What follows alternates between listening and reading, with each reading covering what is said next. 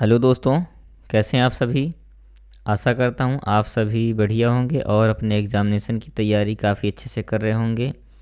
तो दोस्तों, स्वागत है आप सभी का computer tech zone YouTube channel पर। और दोस्तों, जैसा कि आप सभी को पता है कि मैंने प्रीवियस क्लास में आपसे बोला था कि अभी हम आगे MS एक्सेल के MCQs को कवर करने के बाद MS एक्सेल की प्रैक्टिकल सीरीज़ लाने वाले हैं।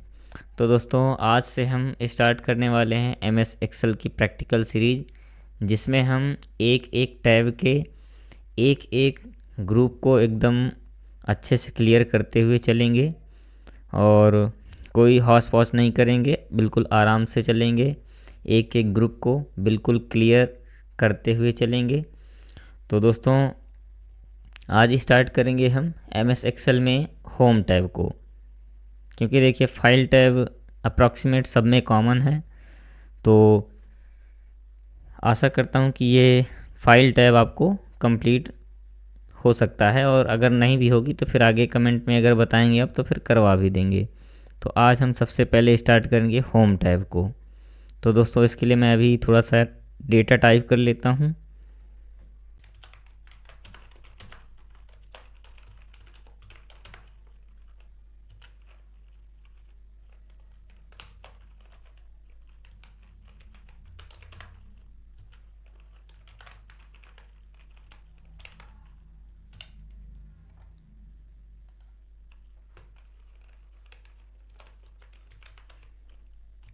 रोहित,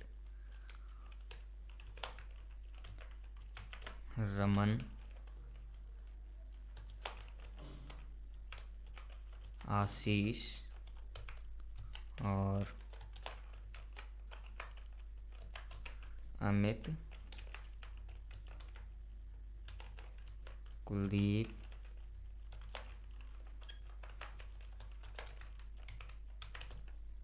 राहुल एंड पवन। मान लीजिए ये हो गया स्टूडेंट नेम, और सब्जेक्ट एक कॉमन सब्जेक्ट ले लेते हैं लाइक मैथ। इसके बाद मार्क्स देखते हैं, मार्क्स में कितने मार्क्स कर देते हैं। मान लो 52, कोई से रियल मार्क्स नहीं समझ लेगा अपने। और 85 ये आउट ऑफ 100 हैं। 45, 87, 45, 65 और 78। मान लीजिए ये मार्क्स हो गए। तो देखिए, जैसे आपने एक सेल में कोई डेटा इंटर किया और सभी सेल्स में आपको चाहिए, तो आप सीधा कॉर्नर पे ऐसे रखेंगे, और जब प्लस एरो बन जाए, प्लस आइकन बन जाए, तो आपको सीधा ऐसे ड्रैग कर देना है जहाँ तक आपको सेम डेटा चाहिए। तो देखिए यहाँ पर मैथ हर जगह अपने आप फिल हो गया। इसके बाद देखो दोस्तों, इसकी थोड़ा सा विड्थ और चौड़ी कर लेते हैं ताकि पूरा क्लियरली दिखे क्या हमने राइट किया है। ये मार्क्स हो गए। तो दोस्तों देखिए, अब हमें सबसे पहले क्या देखना है, कट कॉपी पेस्ट, क्योंकि सबसे पहले हम होम टैब में कौन सा ग्रुप देख रहे हैं, तो क्लिप बोर्ड ग्रुप।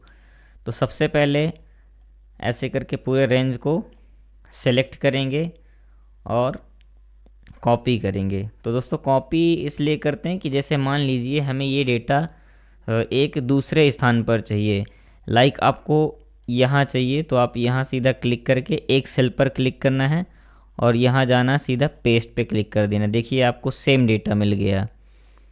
अब आप ये इसकी फॉर्मेटिंग खुद से कर सकते हैं ये। और अगर आपको ये डेटा यहाँ से बिल्कुल मतलब हटा देना है और किसी दूसरे जगह पर नए प्लेस पर चाहिए, तो आप क्या करेंगे, सीधा यहाँ से कट पर क्लिक करेंगे। अब ये डेटा देखिए यहाँ से कट हो गया है, और आप चाहें तो इसी सीट पे ऐसे एक सेल पर क्लिक करके पेस्ट पर क्लिक करेंगे तो यहाँ आ जाएगा। अब देखिए यहाँ से डेटा क्या हो चुका है, कट हो चुका है, और ये कहाँ पर, यहाँ पेस्ट हो चुका है। और अगर आपको सेम डेटा, मान लीजिए अंडू करके मैं फिर से बता रहा हूँ आपको, कि जैसे ये सेम डेटा आपको यहाँ से किसी नए सीट पर लेके जाना है, तो फिर आप क्या करोगे, यहाँ से कट करोगे, और देखो बाय डिफ़ॉल्ट 3 सीट ओपन होती हैं, तो आप सेकंड सीट में गए और यहाँ ऑटोमेटिक सेलेक्टेड होम सेल पर हैं, और सीधा पेस्ट कर दिए। तो देखिए दूसरे सीट पे डेटा भी आ गया। ये नेक्स्ट इसके बाद हम क्या कर सकते हैं,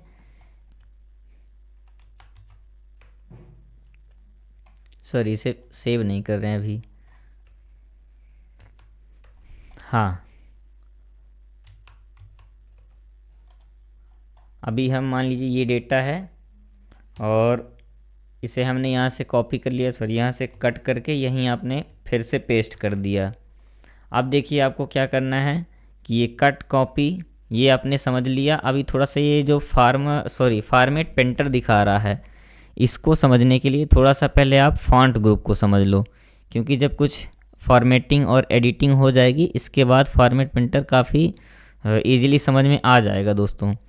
तो सबसे पहले हम क्या करते हैं कि इस रो को सिलेक्ट करते हैं और इसका बैकग्राउंड कलर चेंज करते हैं, लाइक येलो कर देते हैं। और फॉन्ट का कलर कौन सा कर देते हैं, मान लीजिए कोई सा भी कर देते हैं, रेड कर देते हैं। इसके बाद देखिए थोड़ा सा इसे बोल्ड कर लेते हैं और अच्छे से क्लैरिफाई करने के लिए थोड़ा सा फॉन्ट साइज़ और बड़ा कर लेते हैं। ये हो गया। हाँ, इसके बाद हम क्या करेंगे कि देखिए जैसे ये सेम चीज़ है, इसमें अप्लाई हो गया, ये फॉर्मेटिंग हो गई है कि बैकग्राउंड है येलो और फॉन्ट कलर कौन सा है, रेड।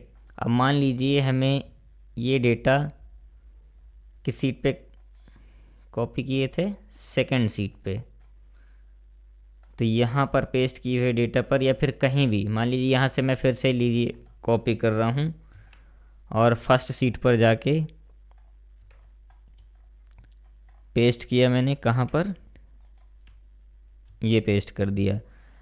अगर आपको ये सेम फॉर्मेटिंग इस वाले रिजल्ट में चाहिए तो आप क्या करेंगे, ऐसे ड्रैग करके सिलेक्ट करेंगे और फॉर्मेट प्रिंटर पर क्लिक करेंगे, इसके बाद इस रो में ड्रैग कर देंगे। अब देखिए सेम फॉर्मेटिंग हो गई। तो दोस्तों इससे हम फॉर्मेट प्रिंटर से सीधा ऐसे बोल सकते हैं कि दिए गए टेक्स्ट की फॉर्मेटिंग अदर टेक्स्ट में अप्लाई करने के लिए फॉर्मेट प्रिंटर का यूज कर सकते हैं। ऐसे दोस्तों क्वेश्चन भी यहाँ से बन सकता है। इसके बाद देखते हैं, इन दोनों को हमने कवर कर लिया। अब देखते हैं बोल्ड, इटैलिक, अंडरलाइन। तो दोस्तों ये तो आप सभी को पता होगा कि जैसे आप देखिएगा डायरेक्टली सेलेक्ट किया पूरा रेंज और बोल्ड करने पर ये बोल्ड हो रहे हैं। नेक्स्ट फिर से एक बार देखते हैं, ये इटैलिक भी हो रहे हैं, थोड़ा सा लाइक टिल्ट टाइप में फेस हो रहे हैं। नेक्स्ट क्या है, अंडरलाइन। तो देखो ये अंडरलाइन यहाँ पर सिंगल अंडरलाइन भी हो सकती है और डबल अंडरलाइन भी हो सकती है। ये हो गया। और इसके बाद अभी क्या है, हाँ यहाँ से आप लोग फॉन्ट के साइज़ को डायरेक्टली इंक्रीज कर सकते हैं और यहाँ से डिक्रीज कर सकते हैं ये।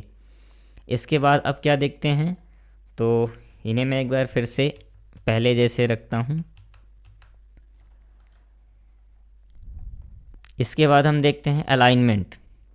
अब अलाइनमेंट में क्या है, तो सबसे पहले आप थोड़ा सा देखिएगा, इन्हें और बड़े करते हैं, ज़्यादा क्लियर समझ में आएगा आपको।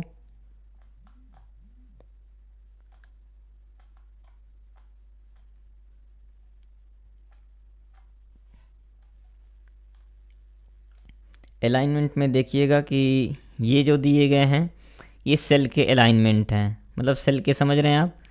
कहने का मतलब है कि ये है टॉप अलाइनमेंट और ये है मिडल अलाइनमेंट, यानी कि टेक्स्ट जैसे आपको दिखा रहा होगा कि सबसे टॉप पे और या फिर मिडल पे या फिर बॉटम पे। तो अभी ये बॉटम पर सिलेक्ट है। और ये फिर क्या है, तो ये है लेफ़्ट अलाइनमेंट। देखिए सभी टेक्स्ट एंड नंबर सभी किस साइड पे आ रहे हैं, लेफ़्ट साइड पे। और सेंट्रल अलाइनमेंट में सेंटर में करने पर तो सेंटर में आ जा रहे हैं, राइट पे करने पर राइट में आ जाएंगे। तो दोस्तों हम सेंटर अलाइन रखते हैं ये। अब इसके बाद जैसे ये सेंटर अलाइन हो गया, अब ये क्या है, इन्हें थोड़ा सा देखते हैं। तो ये क्या है, decrease indent and increase indent. Indent, आप इंडेंट को कैसे समझ सकते हैं, इंडेंट लाइक जो ये बॉर्डर है जस्ट वेट। ये बॉर्डर और ये टेक्स्ट, इन दोनों के बीच की दूरी इंडेंट इसे बोल सकते हैं, क्योंकि देखिएगा अभी आप डायरेक्टली रिजल्ट देखिएगा।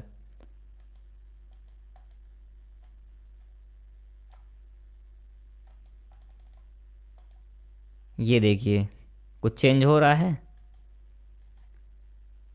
कुछ चेंज हो रहा है, मतलब इंडेंट करने पर क्या हो रहा है, बॉर्डर एंड टेक्स्ट के बीच की दूरी में चेंज आ रहा है।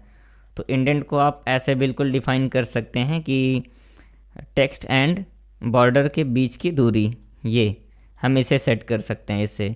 अभी देखिएगा ये पूरा इधर उधर है, यानी 6 एंड 7 अस्त व्यस्त है, और इसे हम सेंटर अलाइन में करके फिर से सेम ऐसे ही कर सकते हैं। तो दोस्तों ये हो गए आपके क्या, इंडेंट। अब क्या देखते हैं, मर्ज एंड सेंटर। वैसे मर्ज एंड सेंटर अभी देखें या नहीं, फिर भी देख लेते हैं। मर्ज एंड सेंटर में क्या होता है कि जैसे आप ये इतने सारे सेलेक्ट किए हैं सेल, और इन्हें आप मर्ज करके एक सेल में चेंज कर सकते हैं। तो ये है मर्ज एंड सेंटर।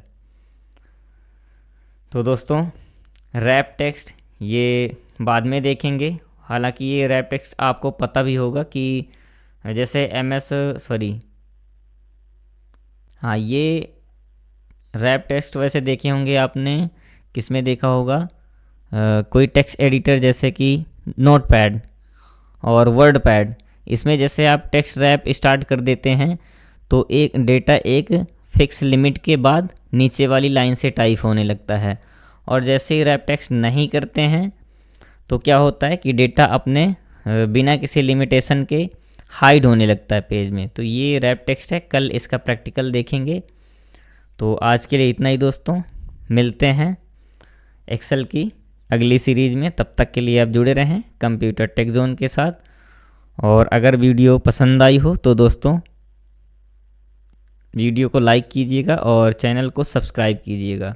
अभी दोस्तों देखिए इसमें हमने बॉर्डर को छोड़ रखा है, क्यों छोड़ रखा है वो कल बताएंगे, क्योंकि बॉर्डर एक बहुत बड़ी चीज़ है, और बॉर्डर या टेबल, तो इसे हम कल सीखेंगे क्योंकि ये काफ़ी बड़ी है। तो थैंक यू दोस्तों, मिलते हैं नेक्स्ट क्लास में।